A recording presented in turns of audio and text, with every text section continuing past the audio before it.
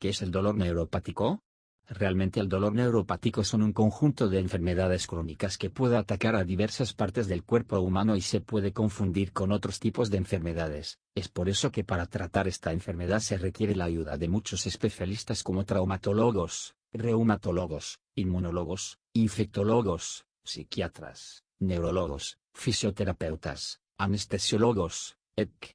Creemos los médicos que se debe crear una nueva especialidad para esta enfermedad tan dolorosa. El dolor neuropático es el resultado del daño o la disfunción del sistema nervioso periférico o central, en lugar de la estimulación de los receptores para el dolor. El diagnóstico es sugerido por el dolor desproporcionado respecto de la lesión tisular, disestesias, por ejemplo, ardor, hormigueos, y signos de lesión del nervio detectados durante el examen neurológico. Si bien el dolor neuropático responde a los opiáceos, a menudo el tratamiento se realiza con agentes coadyuvantes, por ejemplo, antidepresivos, anticonvulsivos, baclofeno, agentes tópicos. Véase también generalidades sobre el dolor. El dolor puede desarrollarse después de la lesión producida a cualquier nivel del sistema nervioso, periférico o central. El sistema nervioso simpático puede estar involucrado, y producir un dolor mantenido por vías simpáticas. Los síndromes específicos incluyen neuralgia posherpética, avulsiones de la raíz, mononeuropatía traumática dolorosa, polineuropatía dolorosa, que incluye neuropatía secundaria a diabetes o quimioterapia. Síndromes de dolor central, potencialmente causados por casi cualquier lesión en cualquier nivel del sistema nervioso. Síndromes de dolor posquirúrgico, por ejemplo, síndrome posmastectomía, síndrome postoracotomía, dolor del miembro fantasma. Síndrome de dolor regional complejo, distrofia simpática refleja y causalgia. Etiología. La lesión o la disfunción de los nervios periféricos puede originar un dolor neuropático. Algunos ejemplos son mononeuropatías, por ejemplo, síndrome del túnel carpiano, radiculopatía. Plexopatías, generalmente causadas por la compresión del nervio, como por un neuroma, un tumor o una hernia del disco intervertebral. Polineuropatías, generalmente causadas por diversas neuropatías metabólicas. Véase tablas causas de los trastornos del sistema nervioso periférico. Se presume que los mecanismos varían, y entre ellos cabe contar un aumento de los canales de sodio en los nervios en regeneración. Los síndromes de dolor neuropático centrales parecen involucrar la reorganización del procesamiento somatosensitivo central. Las principales categorías de dolor son la desaferentización y el dolor mantenido por vía simpática. Ambos son complejos y, si bien se presume que están relacionados, difieren sustancialmente. El dolor por desaferentización se debe a la interrupción parcial o completa de la actividad nerviosa aferente periférica o central. Algunos ejemplos son neuralgia posherpética, dolor central, dolor después de lesión del sistema nervioso central. El dolor del miembro fantasma, aquel percibido en la región correspondiente a una parte amputada del cuerpo. Los mecanismos son desconocidos, pero pueden involucrar la sensibilización de las neuronas centrales con umbrales de activación y un aumento de tamaño de los campos receptores. El dolor mantenido por vía simpática depende de la actividad simpática aferente. El síndrome de dolor regional complejo a veces involucra el dolor mantenido por vía simpática. Otros tipos de dolor neuropático pueden tener un componente mantenido por vías simpáticas. Los mecanismos probablemente involucran conexiones nerviosas simpático-somáticas, efapsis, cambios inflamatorios locales y en la médula espinal. Signos y síntomas.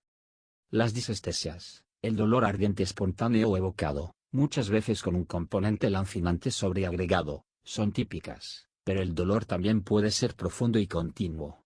Otras sensaciones, por ejemplo hiperestesia, hiperalgesia, alodinia, dolor ante estímulos que no sean nocivos, e hiperpatía, respuesta dolorosa exagerada, particularmente desagradable, también pueden ocurrir. Los pacientes pueden ser reacios a mover la parte dolorosa de su cuerpo, lo que provoca atrofia muscular, anquilosis articular y movimiento limitado. Los síntomas son duraderos, con una persistencia típica una vez resuelta la causa primaria, si estaba presente una, porque el sistema nervioso central ha sido sensibilizado y remodelado. Diagnóstico. Evaluación clínica. El dolor neuropático es sugerido por sus síntomas típicos cuando la lesión nerviosa se conoce o se sospecha. La causa, por ejemplo, amputación, diabetes, puede ser fácilmente evidente. En caso contrario, El diagnóstico a menudo puede asumirse sobre la base de la descripción. El dolor que mejora con un bloqueo nervioso simpático es un dolor mantenido por vía simpática. Tratamiento. Terapia multimodal, por ejemplo, tratamientos psicológicos, métodos físicos, antidepresivos o anticomiciales, neuromodulación, a veces cirugía. Sin preocupación por el diagnóstico, la rehabilitación y las cuestiones psicosociales, el tratamiento del dolor neuropático tiene una posibilidad limitada de éxito. En las lesiones de los nervios periféricos, se requiere movilización para evitar los cambios tróficos, la atrofia por desuso y la anquilosis articular. La cirugía puede ser necesaria para aliviar la compresión. Los factores psicológicos deben ser considerados constantemente desde el inicio del tratamiento. La ansiedad y la depresión deben tratarse en forma apropiada. Cuando la disfunción está afianzada, los pacientes pueden beneficiarse con un abordaje amplio provisto por un centro clínico para el dolor. La neuromodulación, estimulación de la médula espinal o de los nervios periféricos, es particularmente eficaz para el dolor neuropático. Varias clases de medicamentos son moderadamente eficaces. Véase tabla medicamentos para el dolor neuropático, pero el alivio completo o casi completo es poco probable. Los antidepresivos y anticonvulsivos son los más utilizados. La evidencia de eficacia es fuerte para varios antidepresivos y anticonvulsivos. Agentes para el dolor neuropático. Los analgésicos opiáceos pueden proporcionar cierto alivio, pero por lo general son menos efectivos que para el dolor agudo originado en los nociceptores. Los efectos adversos pueden impedir una analgesia suficiente. Los agentes tópicos y un parche que contiene lidocaína pueden ser eficaces para los síndromes periféricos. Otros tratamientos potencialmente eficaces incluyen la estimulación de la médula espinal por un electrodo colocado por vía epidural para ciertos tipos de dolor neuropático, por ejemplo, dolor en las piernas crónica después de la cirugía de columna. Electrodos implantados a lo largo de los nervios periféricos y los ganglios para ciertas neuralgias crónicas. El bloqueo simpático, que suele ser ineficaz excepto para algunos pacientes con un síndrome doloroso regional complejo. Bloqueo ablación neural, ablación por radiofrecuencia, crioablación, quimioneurólisis. Estimulación eléctrica nerviosa transcutánea, TENS. El dolor neuropático puede ser resultado de la actividad eferente o de la interrupción de la actividad aferente.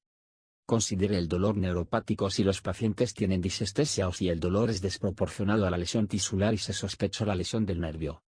Tratar a los pacientes con múltiples modalidades, por ejemplo, tratamientos psicológicos, métodos físicos, neuromodulación, antidepresivos o anticomiciales, analgésicos, cirugía, y recomendar la rehabilitación cuando sea apropiado.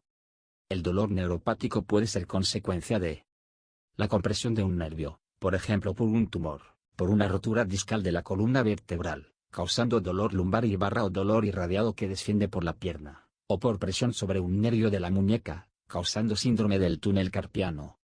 El daño en un nervio, como ocurre en trastornos que afectan a todo el organismo, como la diabetes mellitus, o solo a una o unas pocas partes, como la culebrilla. Un procesamiento anormal o alterado de las señales de dolor por parte del encéfalo y la médula espinal. El procesamiento del dolor es anormal en el dolor del miembro fantasma, en la neuralgia posherpética, dolor después de un herpes zóster o culebrilla, y en el síndrome de dolor regional complejo. El dolor neuropático puede contribuir a la ansiedad y barra o la depresión. La ansiedad y la depresión también pueden empeorar el dolor. El dolor neuropático también puede desarrollarse después de la cirugía, como en la extirpación de un seno, mastectomía, o una cirugía de pulmón, toracotomía. Síntomas. El dolor neuropático se percibe como quemazón, hormigueo o hipersensibilidad al roce o al frío. La hipersensibilidad al tacto se denomina alodinia. Incluso un ligero toque puede causar dolor. A veces el dolor neuropático es intenso y constante. Si el movimiento es doloroso, la persona afectada puede ser reacia a mover la parte del cuerpo que le duele. En estos casos, los músculos que controlan la parte dolorosa pueden atrofiarse y el movimiento puede llegar a ser más limitado. La persona sigue sintiendo dolor mucho después de que la causa haya remitido porque las estructuras del sistema nervioso se han modificado, volviéndose más sensibles al dolor. Diagnóstico.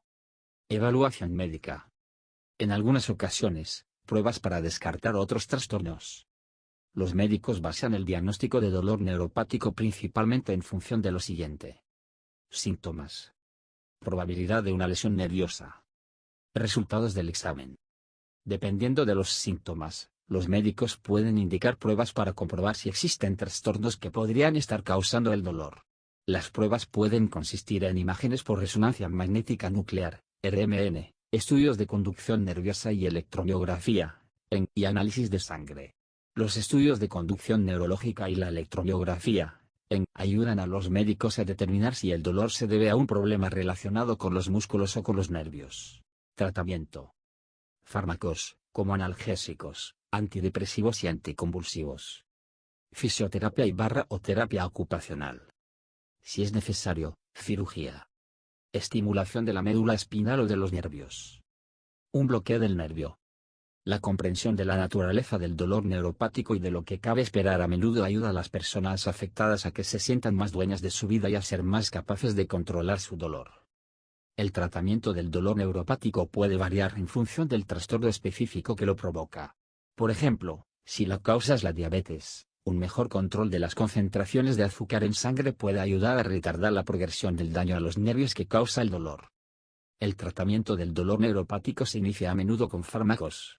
Los factores psicológicos que pueden contribuir al dolor, como la ansiedad y la depresión, deben tratarse desde el comienzo, en caso de que estén presentes. Fármacos o sustancias. Se pueden administrar calmantes, analgésicos, para reducir el dolor neuropático. Los analgésicos empleados para el tratamiento del dolor neuropático son los siguientes. Los analgésicos secundarios son medicamentos que cambian la forma en que los nervios procesan el dolor y, por tanto, afectan a la intensidad del dolor. Muchos de estos medicamentos generalmente se usan para tratar otros problemas, como convulsiones o depresiones, pero se ha descubierto que a veces alivian el dolor, incluyendo el dolor neuropático. Estos fármacos incluyen antidepresivos y anticonvulsivantes, que se utilizan de manera habitual para el tratamiento del dolor neuropático. Los analgésicos opiáceos alivian parcialmente el dolor neuropático en algunas personas, pero el riesgo de efectos secundarios suele ser más elevado que el de los analgésicos adyuvantes. Los medicamentos aplicados en la piel, medicamentos tópicos, como una crema de capsaicina o un parche cutáneo que contiene lidocaína, un anestésico local, pueden ser eficaces. Sin embargo, los fármacos a menudo ofrecen solo un alivio parcial y por lo general solo en menos de la mitad de las personas con dolor neuropático. Fisioterapia y terapia ocupacional. La fisioterapia y la terapia ocupacional ayudan a la persona afectada a hacer lo siguiente. Continuar moviendo la parte dolorosa y evitar así que los músculos se atrofien. Aumentar o mantener la amplitud de movimiento de la articulación. Mejorar la funcionalidad. Disminuir la sensibilidad del área afectada al dolor. Otros tratamientos. La cirugía puede ser necesaria si el dolor se produce por una lesión que ejerce presión sobre un nervio. La estimulación eléctrica, procedente de electrodos colocados sobre la columna vertebral u otras áreas, es útil para ciertos tipos de dolor neuropático crónico. En la neuroestimulación eléctrica transcutánea, TENS, por sus siglas en inglés, se aplica una corriente eléctrica suave a través de electrodos colocados sobre la superficie de la piel. Se suele enseñar al paciente a manejar la TENS para que la utilice según su necesidad. La estimulación de los nervios periféricos consiste en colocar electrodos debajo de la piel para estimular un nervio periférico individual. Los nervios periféricos son los que están fuera del encéfalo y la médula espinal. Los electrodos son a menudo más eficaces que la TENS para el dolor neuropático, pero su colocación bajo la piel es un procedimiento invasivo, ya que requiere realizar pequeños cortes en la piel. La estimulación de la médula espinal se utiliza habitualmente para aliviar el dolor neuropático en pacientes con daño en los nervios después de una cirugía de espalda o con síndrome de dolor regional complejo. Este tratamiento consiste en la implantación de un estimulador de la médula espinal debajo de la piel, por lo general en una nalga o en el abdomen. Como un marcapasos cardíaco, este dispositivo genera impulsos eléctricos. Unos pequeños cables procedentes del dispositivo se colocan en el espacio que rodea la médula espinal, espacio epidural. Estos cables transmiten impulsos a la médula espinal. Los impulsos cambian la forma en la que se envían al cerebro las señales de dolor y, por lo tanto, cambian la percepción de los síntomas desagradables. Los bloqueos nerviosos se utilizan para interrumpir una vía nerviosa que transmite o aumenta las señales de dolor. Los bloqueos nerviosos están indicados en caso de dolor intenso y persistente cuando los medicamentos no pueden aliviar el dolor. Se pueden emplear varias técnicas. La inyección de un anestésico local en la zona que rodea los nervios para evitar que envíen señales de dolor, Los médicos suelen utilizar la ecografía para ayudarles a localizar los nervios a tratar. La inyección en la zona que rodea las agrupaciones de neuronas denominadas ganglios para ayudar a regular la transmisión de las señales de dolor. La inyección de una sustancia cáustica, como el fenol, en un nervio para destruirlo. La congelación de un nervio, crioterapia. Quemar un nervio con una sonda de radiofrecuencia. Dolor del miembro fantasma.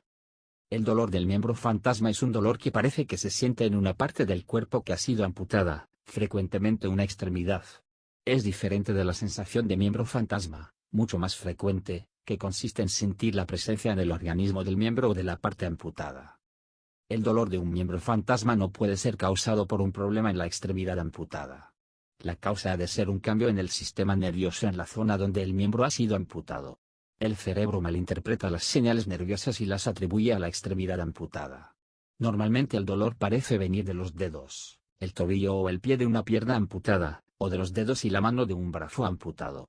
Puede ser una sensación opresiva, de quemazón o de aplastamiento, pero a menudo difiere de cualquier sensación experimentada previamente. Para algunas personas, el dolor del miembro fantasma se hace menos frecuente con el tiempo, pero para otras persiste. Tratamiento. Masajes. A veces, medicamentos. Terapia de espejo. Masajear la parte restante, residual, del miembro a veces alivia el dolor del miembro fantasma. Si no surte efecto, se pueden tomar calmantes para el dolor, analgésicos. Habitualmente se emplean medicamentos antiinflamatorios no esteroideos, AINE, paracetamol, acetaminofeno, o analgésicos adyuvantes, como nortriptilina o duloxetina, antidepresivos, o gabapentina o pregabalina, anticonvulsivantes. Pero, a veces, se requieren analgésicos opiáceos. Si los analgésicos opiáceos no alivian el dolor o si una persona necesita tomar analgésicos opiáceos durante mucho tiempo, se puede indicar la supervisión por parte de un especialista en el tratamiento del dolor, algólogo. El tratamiento puede incluir el uso de dispositivos mecánicos, como un vibrador, ultrasonidos y estimulación de la médula espinal. La estimulación de la médula espinal consiste en colocar quirúrgicamente un estimulador de la médula espinal, un dispositivo que genera impulsos eléctricos, debajo de la piel, generalmente en una nalga o en el abdomen. Unos pequeños cables procedentes del dispositivo se colocan en el espacio que rodea la médula espinal, espacio epidural. Estos impulsos modifican la forma en que se envían al cerebro las señales de dolor y de esta manera cambia la percepción de los síntomas desagradables. Otros tratamientos no farmacológicos que pueden ayudar son la neuroestimulación eléctrica transcutánea, TENS, por sus siglas en inglés, y la acupuntura. La terapia de espejo puede ser beneficiosa. Un profesional de la salud enseña a la persona afectada cómo realizar esta terapia. La persona se sienta con un gran espejo frente a su miembro sano y esconde su miembro afectado. El espejo refleja la imagen de la extremidad sana, con lo que la persona tiene la impresión de contar con dos extremidades normales. Y se le pide a la persona que mueva la extremidad sana mientras ve su imagen reflejada. De este modo, la persona siente como si moviera dos extremidades normales. Si se realiza este ejercicio 30 minutos al día durante 4 semanas, el dolor se puede reducir sustancialmente. Esta terapia cambia las vías cerebrales que interpretan las señales de dolor en el cuerpo. Neuralgia posherpética. La neuralgia posherpética es un dolor consecuencia de la culebrilla, herpes zóster, que provoca inflamación del tejido nervioso, pero aparece solo después de que las lesiones cutáneas hayan desaparecido. La culebrilla está provocada por la reactivación del virus varicela zoster, causante de la varicela. Algunas personas que han tenido culebrilla continúan sufriendo dolor, neuralgia posherpética, mucho después de que la erupción haya desaparecido. La causa de la neuralgia posherpética es desconocida. Pero es más probable que se desarrolle si la erupción debida a la culebrilla es grave, si la persona afectada por la culebrilla es de edad avanzada y si la culebrilla afecta determinadas áreas del cuerpo. Por ejemplo, si la culebrilla afecta al rostro, la aparición de neuralgia posherpética es más probable que si la culebrilla afecta al torso. El dolor se puede sentir como una combinación de lo siguiente: un dolorimiento o una quemazón constantes e intensos. Dolor tipo descarga eléctrica agudo, intermitente e impredecible. Hipersensibilidad al tacto o al frío. La zona donde se ha producido inicialmente la erupción se vuelve dolorosa y sensible a la palpación. Puede ser debilitante. El dolor puede disminuir al cabo de varios meses o durar años. La vacunación con la vacuna de la culebrilla, herpes zóster, Puede ayudar a reducir el riesgo de contraer herpes zóster. Una nueva vacuna contra el herpes zóster ha reemplazado a una vacuna anterior y proporciona protección durante más tiempo, incluso en personas cuyo sistema inmunológico está debilitado. También puede ayudar a reducir el riesgo de desarrollar neuralgia postherpética en personas que contraen culebría a pesar de estar vacunadas. Ningún tratamiento es eficaz de forma regular. El tratamiento de la neuralgia postherpética puede consistir en medicamentos para el dolor, analgésicos. Analgésicos secundarios, como ciertos anticonvulsivos, como gabapentina y pregabalina, y antidepresivos, como amitriptilina. Ungüento o parche de lidocaína aplicado a la zona afectada. Crema de capsaicina aplicada a la zona afectada después de haberla adormecido con lidocaína. Toxina botulínica inyectada en la zona afectada. A veces se requieren analgésicos opiáceos. ¿Qué es el dolor neuropático? El dolor neuropático es un trastorno neurológico en el que las personas experimentan un dolor crónico intenso debido a que un nervio está dañado. Aparece por la presencia de una lesión o enfermedad del sistema nervioso periférico o central. La neuropatía puede existir sin dolor, del mismo modo que el dolor puede existir sin evidencia de lesión del nervio. El dolor neuropático, por lo tanto, puede ser definido como una sensación o experiencia emocional desagradable asociada con la disfunción o lesión del sistema nervioso. ¿Qué síntomas presenta? Este dolor suele provocar entumecimiento y dolor en las manos y los pies, así como hormigueo o ardor. Junto al dolor neuropático, pueden aparecer diferentes síntomas como insomnio, estreñimiento, falta de apetito, ansiedad, vómitos, debilidad, molestias en la boca, dolor agudo o sensación de pinchazos. Causas del dolor neuropático. ¿Por qué se produce? El dolor neuropático periférico, o dolor neuropático crónico, es el resultado de un daño producido en los nervios periféricos. Este daño puede ser el resultado de desequilibrios nutritivos, alcoholismo, toxinas, infecciones, autoinmunidad, enfermedades, como la insuficiencia renal o el cáncer, traumatismo en los nervios. ¿En qué consiste el tratamiento? El tratamiento puede variar según cada caso. Medicación. Lo primero que recomiendan los especialistas es realizar un tratamiento farmacológico. Fisioterapia. Intenta reconstituir los músculos para que puedan moverse con normalidad y con menos dolor. Terapia psicológica. El dolor puede provocar estrés en el paciente. Esta terapia ayuda al paciente a gestionar el dolor. Cirugía correctiva. Bloqueos nerviosos terapéuticos. Se trata de anestesias locales o inyecciones de esteroides que se administran en el origen del dolor. Dispositivos médicos, modulan las señales del dolor antes de alcanzar el cerebro. Neuroablación, suele realizarse cuando los otros tratamientos han fallado. Artículos relacionados con dolor neuropático. Enfermedades sistema nervioso central. Dr. Antoni Fernández Solá. El dolor neuropático son un conjunto de síntomas del síndrome de sensibilidad central. Por Dr. Antoni Fernández Solá. El síndrome de sensibilidad central provoca una sintomatología compleja que, a menudo, resulta difícil de diagnosticar, como describe el experto en medicina interna, el Dr. Fernández Solá. Cerebro ramificado de Fernando Seujo Fernández. La neuromodulación nerviosa obtiene resultados de hasta un 70-80% de los casos de dolor neuropático. Por Dr. Fernando Seujo Fernández. El Dr. Fernando Seujo, pionero en España de la neuroestimulación cerebral profunda para los trastornos del movimiento y dolor neuropático, nos explica en este artículo de forma muy simple los puntos clave del dolor neuropático. El Dr. Roberto Martínez Álvarez. Es experto en neuralgia del trigémino, causas, síntomas y tratamiento. El Dr. Roberto Martínez Álvarez dice que quienes lo padecen lo describen como calambres en un lado de la cara, y resultan molestos para el habla y la masticación. El Dr. Martínez Álvarez, especialista en neurología, te ayuda a identificar esta patología. El dolor neuropático según Soler Fernández son nuevos sabores terapéuticos en el dolor neuropático. El dolor neuropático según Soler Fernández. En el siguiente artículo, la especialista en psicología, Dra. M. Dolors Soler Fernández nos explica nuevas terapias para eliminar el dolor neuropático. Doctores expertos en dolor neuropático son Gorka Zabalo San Juan, Tengodo y Pacheco. Expertos en neurocirugía son cirugía de columna, estenosis de canal, artrodesis lumbar, rifolisis, vertebroplastia, dolor neuropático. Doctora Cristina Torres Díaz. Dr. Tomás Monso. Expertos neurocirugía en cirugía del TOC, trastorno obsesivo compulsivo, cirugía de la epilepsia, trastornos del movimiento, dolor de espalda, dolor neuropático. Dr. Andrés Felipe García Londoño. Dr. Andrés Felipe García Londoño. Unidad del dolor.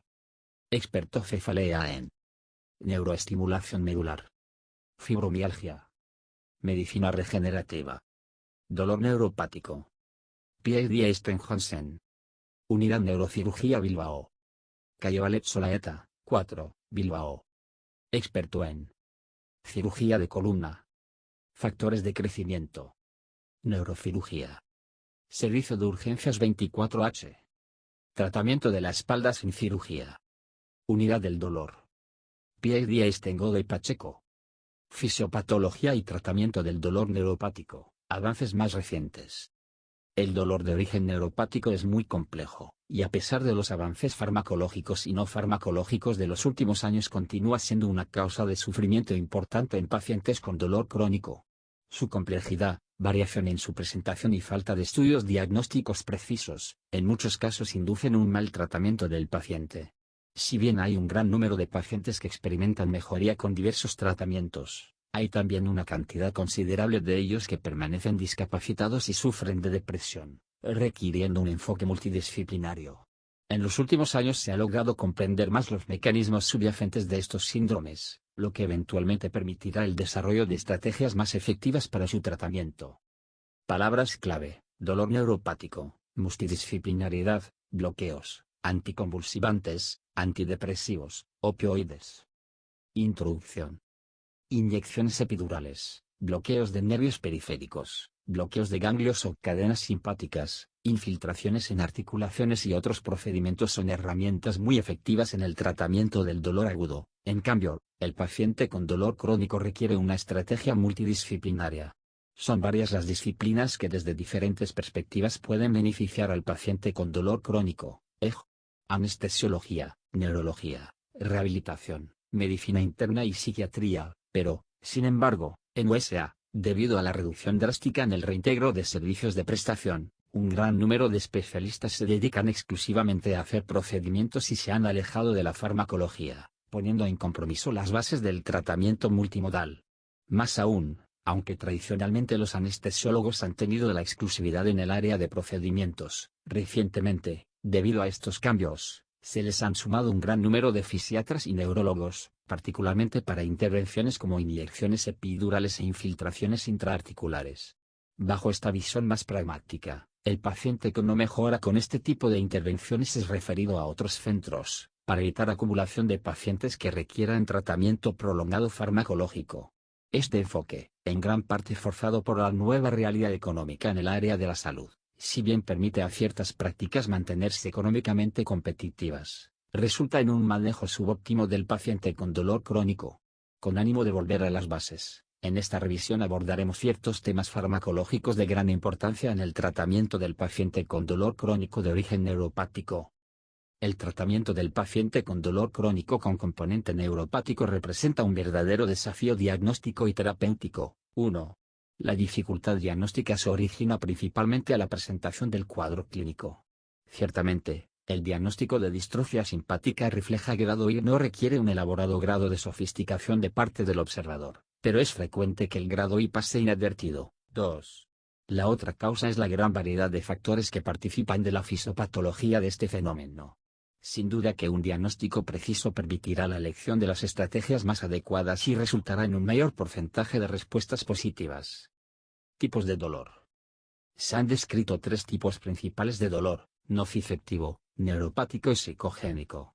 En esta revisión nos referiremos fundamentalmente a los 2 primeros, por estar más relacionados a la disciplina de los lectores. El dolor nociceptivo es la respuesta normal del organismo a una injuria y tiene por objetivo prevenir mayor daño. Retirar la mano de un objeto caliente luego del primer contacto. Por otro lado, dolor neuropático es una respuesta anormal e implica cambios en la fisiología de la respuesta. Se han descrito muchos tipos de dolor neuropático y no hay una clasificación que satisfaga totalmente. La más frecuentemente utilizada es la que se basa en la localización del generador del dolor, y se han descrito dos tipos. 1. Dolor de origen central, EG. Accidente cardiovascular, esclerosis múltiple. 2. Dolor de origen periférico, EG. Neuropatía diabética, neuropatía inducida por agentes quimioterapéuticos.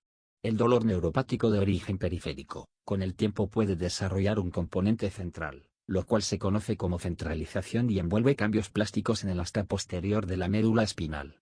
La distinción entre los dos es muy importante por las implicaciones terapéuticas.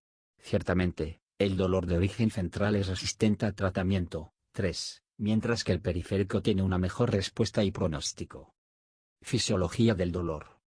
El dolor nociceptivo ocurre como consecuencia de la activación de receptores específicos, desnudos, que no tienen protección mielínica ni estructuras adicionales especializadas y están ubicados en los tejidos, piel, músculos, dura, vísceras, articulaciones, incluyendo nervios, nervo nervum. 4.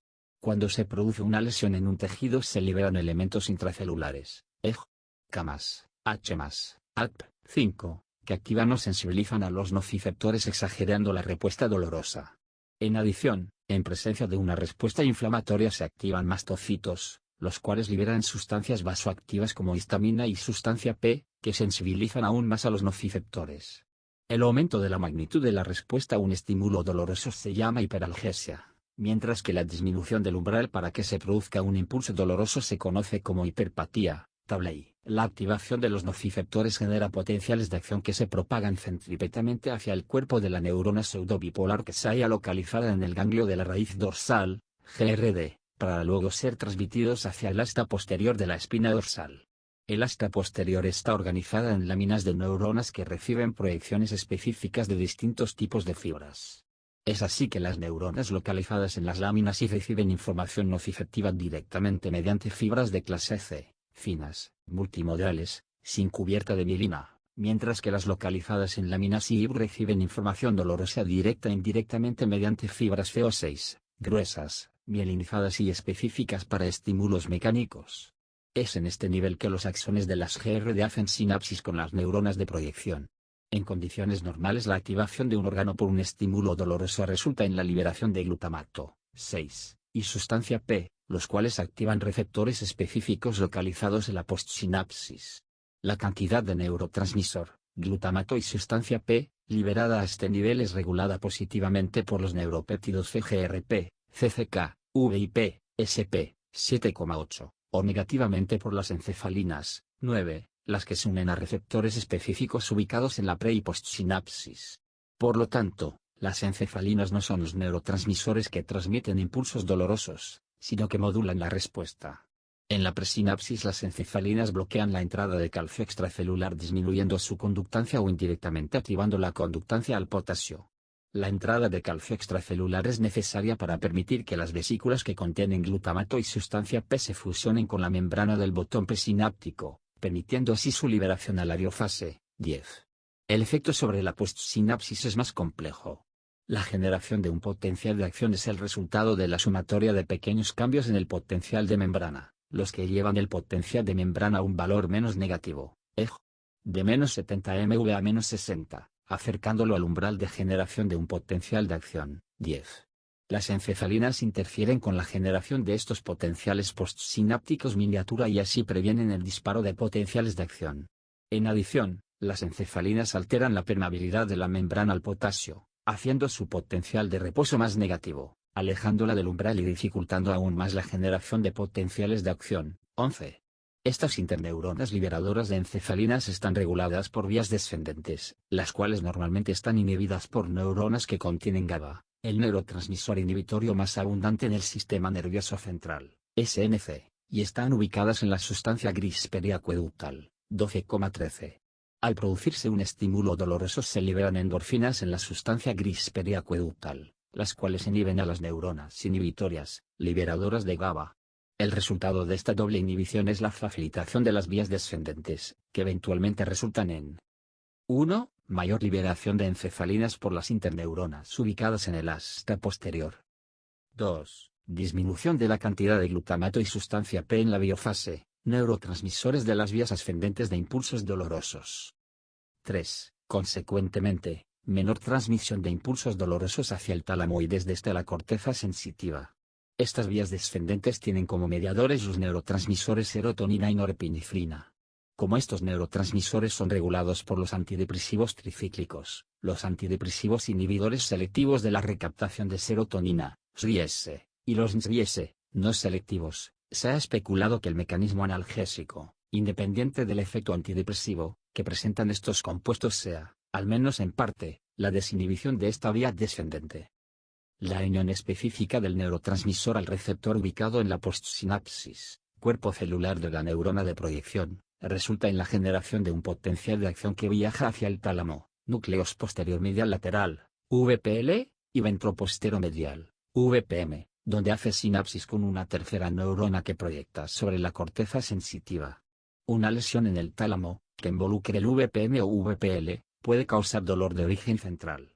Si bien esta lesión produce un síndrome que es considerado el dolor de origen central por excelencia, el síndrome talámico descrito por Dejerine-Roussy, 14, en 1906, lesiones del tallo cerebral, cápsula interna o de la subcorteza, también pueden causar dolor con este tipo de características. 15. Una observación interesante es que el paciente con las vías talámicas intactas, pero con lesiones en la corteza sensitiva o de asociación, puede sentir dolor pero no puede localizarlo. Cuando se aplique un estímulo doloroso al área del cuerpo que proyecta sobre la zona de la corteza lesionada, el paciente presenta evidencia de dolor con gestos o sonidos, pero mueve el brazo en forma aleatoria sin poder reconocer el área donde el dolor se origina. Cuando las tres neuronas de la vía están intactas, el paciente puede sentir dolor y además puede localizarlo tratando de retirar el estímulo doloroso con su mano. Fisiopatología del dolor. El dolor neuropático se genera como resultado de cambios que ocurren en la transmisión normal del impulso doloroso. Estas alteraciones han sido detectadas en las terminaciones nerviosas periféricas, en el ganglio de la raíz dorsal, GRD, en el asta posterior de la espina dorsal y en la corteza somatosensorial, S1. Además de cambios en las neuronas afectadas, se observan modificaciones en las propiedades eléctricas de las neuronas normales remanentes. El aumento en la expresión de factores de crecimiento neural, citoquinas y sus receptores producen actividad espontánea de estas neuronas, convirtiéndolas en posibles blancos de novedosas herramientas farmacológicas. Un ejemplo es NGF, el que regula la expresión de sustancia P. Inactivación de NGF, BDNF y T3 reduce el desarrollo de alodinia mecánica en modelos animales. Síndromes con dolor neuropático. A. Síndrome doloroso regional complejo, SDRC. Este síndrome se puede dividir en dos tipos. Tipo I, característicamente causado por trauma o inmovilización de un miembro y corresponde a lo que antes se llamaba distrofia simpática refleja, descrita inicialmente en Alemania por Wolf, 16, 1877, en pacientes con dolor crónico y alteraciones vasomotoras. Tipo I, este síndrome, descrito primeramente por Paget, 17, en 1864 en heridos de la Guerra Civil, USA, y bautizado causalgia en 1867 por Michel, 18, es similar en su presentación pero causado por lesiones de estructuras nerviosas. Estos dos síndromes tienen las siguientes características en común. 1. Dolor que no corresponde a una distribución anatómica, no es radicular, no sigue la distribución de un nervio periférico. 2. El miembro afectado puede o no presentar cambios de temperatura, elevada o por debajo de lo normal, lo que evidencia que el sistema nervioso simpático puede estar involucrado. 3. Con el tiempo puede presentar cambios en el trofismo de la piel. 4. En el estadio avanzado se produce atrofia muscular, algunos pacientes pueden presentarse con la mano cerrada en puño con total imposibilidad de abrirla. Es importante tener en cuenta que la nueva clasificación, tipo I, no tiene en consideración la presencia de compromiso nervioso simpático. La única manera de determinar si este componente está presente es mediante el bloqueo de la inervación simpática de la zona afectada. En la mayoría de estos pacientes el síndrome afecta una extremidad superior, pero en una tercera parte la extremidad afectada es la inferior. Es frecuente que primeramente afecta una extremidad y luego progrese para envolver la contralateral o las otras dos. Si bien es más común que se presente en las extremidades, puede ocurrir en cualquier parte del cuerpo, incluyendo órganos intraabdominales o pélvicos, SDRC de la vagina. B. dolor del miembro fantasma.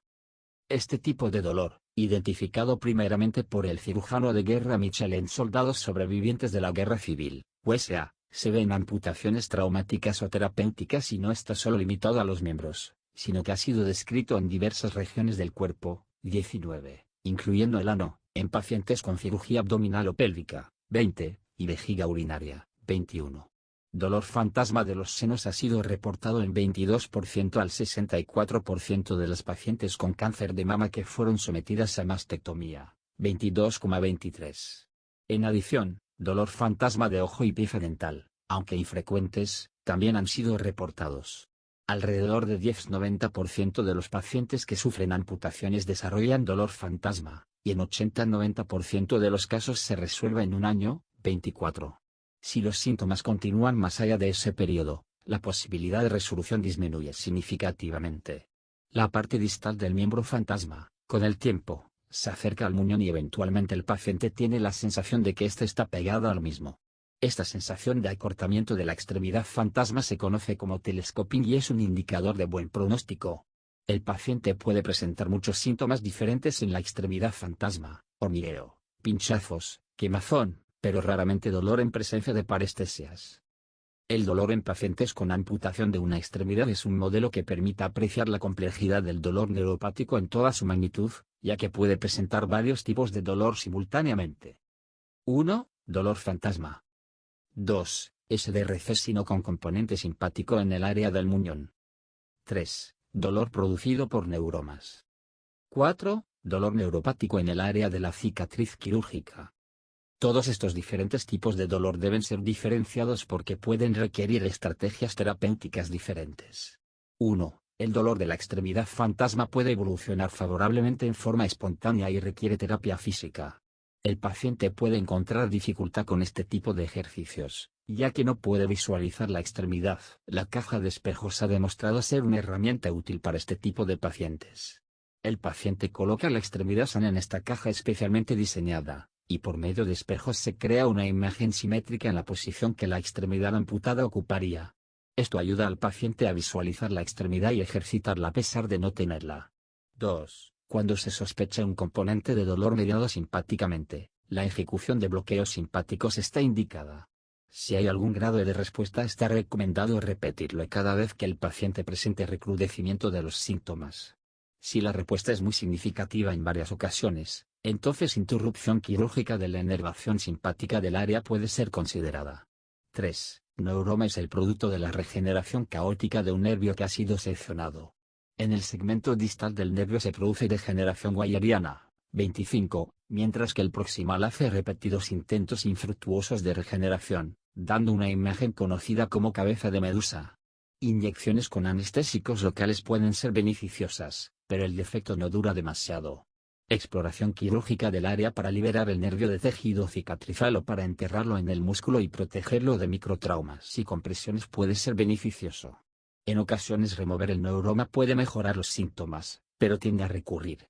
En una serie de casos se observó que la gran mayoría de los pacientes a quienes se les removió un neuroma 3 o más veces, este continúa regenerándose y los síntomas empeoran significativamente. 4. Este dolor tiende a ser superficial y quemante y puede mejorar con inyecciones en la herida quirúrgica o con aplicación tópica de analgésicos locales, vitamina E o con cremas o parches que contengan anestésicos locales. C. Neuralgia postherpética, 26. La prevalencia de infección por herpes zóster aumenta con la edad y estados de inmunodepresión, quimioterapia, AIDS. Las áreas más afectadas son los dermatomas torácicos, T5-T10, y la cara. La rama V1 del trigémino, herpes zoster ophthalmicus, 27, pero puede afectar otras áreas del cuerpo como las extremidades inferiores, 30% de los casos.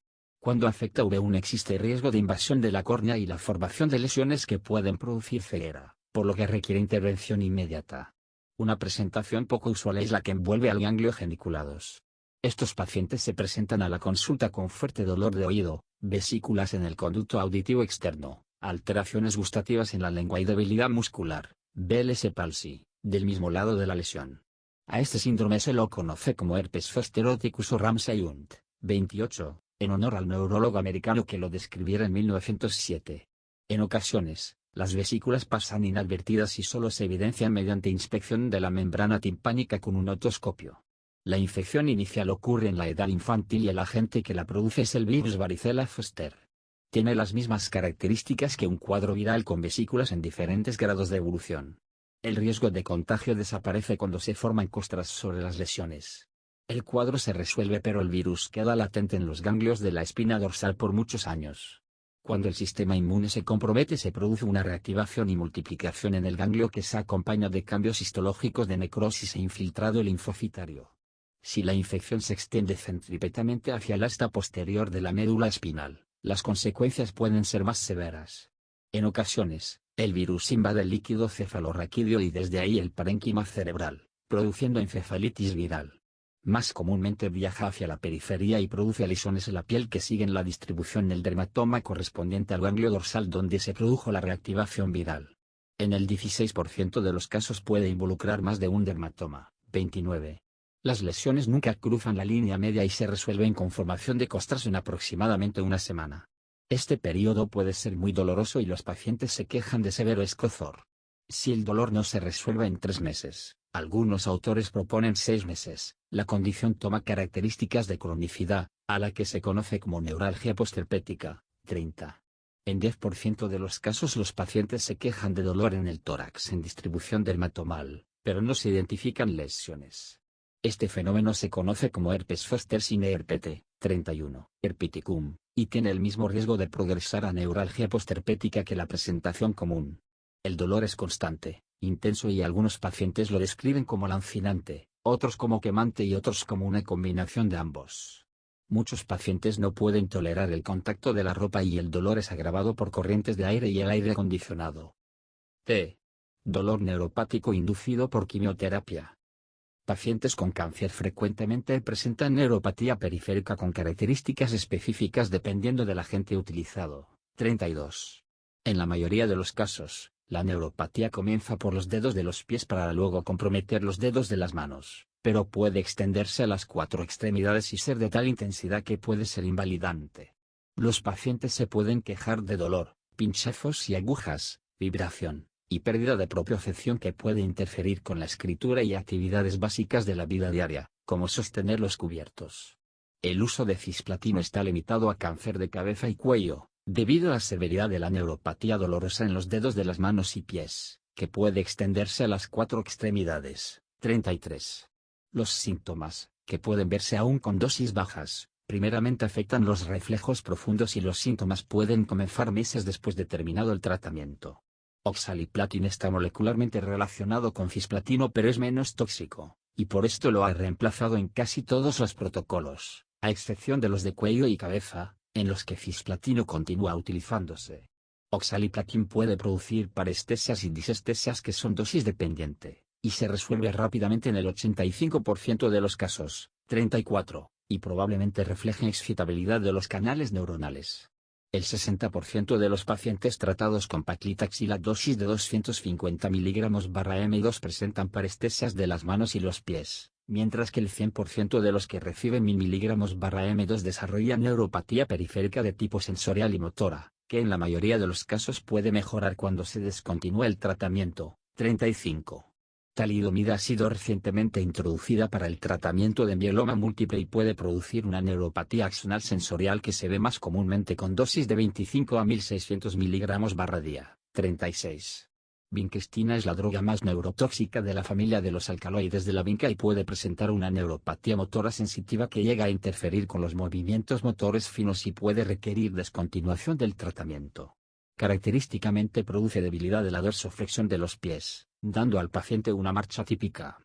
La toxicidad puede ser exacerbada por la administración simultánea de otros agentes quimioterapéuticos, etoposide, teniposide. 37. Dolor neuropático inducido por radiación. Pacientes que reciben radiación para el tratamiento de cáncer de seno o linfoma pueden desarrollar plexopatía del plexo braquial hasta 6 meses después de terminado el tratamiento. El diagnóstico diferencial más importante es el de metástasis en esa área. Estudios de imágenes de resonancia magnética, IRM, pueden aclarar el diagnóstico. Usualmente, los síntomas secundarios a radiación corresponden primariamente a un compromiso de la parte superior del plexo, mientras que la enfermedad con metástasis o invasión directa linfomatosa suele afectar la parte inferior. 6. Tratamiento farmacológico del dolor de origen neuropático en el siguiente documental. Soy el PhD Stengodo y Pacheco.